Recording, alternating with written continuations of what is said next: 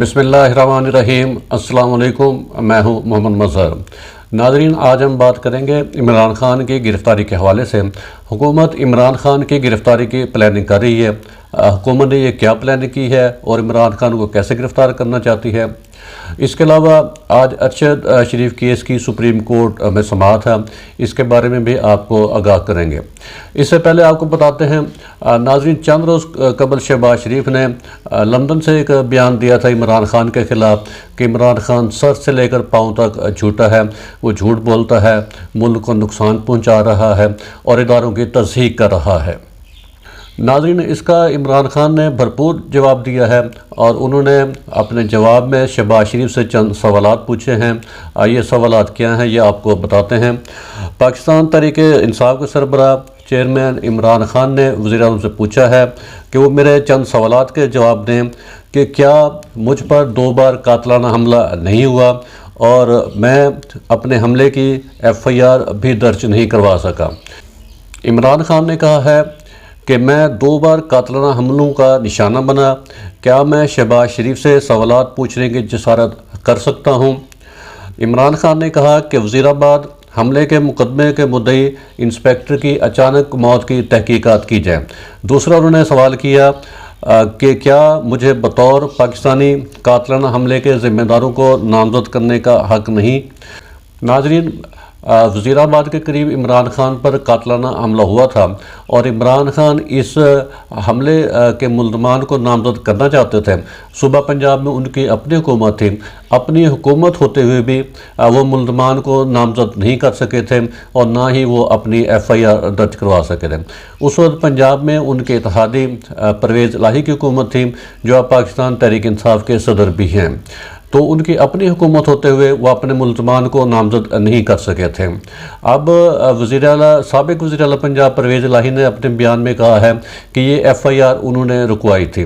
تو اس سے تو ظاہر ہوتا ہے کہ پرویز الہی ڈبل کردار ادا کر رہے ہیں۔ وہ ایک طرف تو تحریک انصاف کے صدر بن گئے ہیں، تحریک انصاف کی حکومت کا حصہ تھے، دوسری طرف وہ جو بالادست قوتیں ہیں ان کے نمائندے کے طور پر کام کر رہے تھے اور ان کے احکامات کی روشنی میں انہوں نے FIR درج نہیں ہونے دی۔ عمران خان نے شہباز شریف سے یہ بھی سوال کیا کہ مجھے مقدمے کے اندراج کے آئینی و قانونی حق سے کیوں محروم رکھا گیا؟ وفاق میں شہباز شریف کی حکومت ہے، PDM کے اتحادی لوگ حکومت کر رہے ہیں، تو عمران خان نے اپنے مقدمے کے اندراج کے لیے تھانے میں درخواست دی تھی جس پر آج تک مقدمہ درج نہیں ہو سکا۔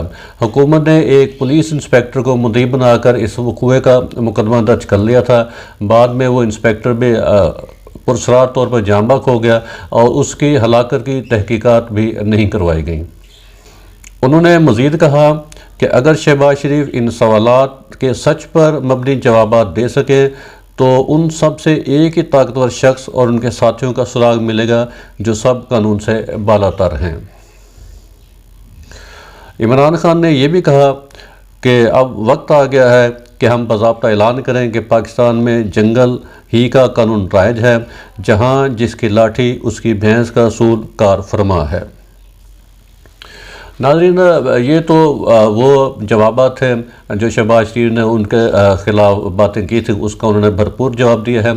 اس کے علاوہ جو چند روز قبل عمران خان نے ایک ریلی سے خطاب کیا تھا، اس خطاب کی وجہ سے کچھ ادارے سخت ناراض ہیں عمران خان سے، اور اس ناراضگی کی وجہ سے عمران خان کی گرفتاری کی پلاننگ کی جا رہی ہے۔ اس سلسلے میں لاہور میں ایک اجلاس ہوا جس میں اعلیٰ پولیس افسران نے شرکت کی اور اس میں حکمت عملی طے کی گئی کہ عمران خان کو کس طرح گرفتار کرنا ہے۔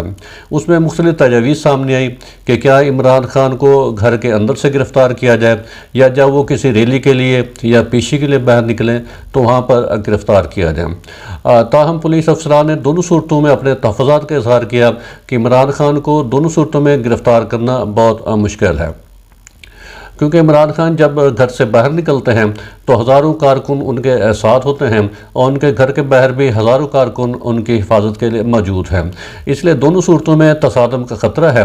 تو پولیس اس بارے میں حکمت عملی تیار کر رہی ہے کہ عمران خان کو گرفتار کرنے کا بہتر طریقہ کیا ہو سکتا ہے۔ اس سلسلے میں ایک تجویز یہ بھی سامنے آئی کہ سب سے پہلے عمران خان کے بعد جو نمبر 2 قیادت ہے تحریک انصاف کی، اس کو گرفتار کیا جائے تاکہ تحریک انصاف کمزور ہو، اس کے بعد عمران خان کو گرفتار کیا جائے۔ اس لیے یہ فیصلہ کیا گیا ہے کہ سب سے پہلے تحریک انصاف کے جو نمبر 2 قیادت ہے، جس میں فواد چودھری، شاہ محمود قریشی، اسد عمر اور اسد قیصر وغیرہ شامل ہیں، ان سب کو گرفتار کیا جائے گا۔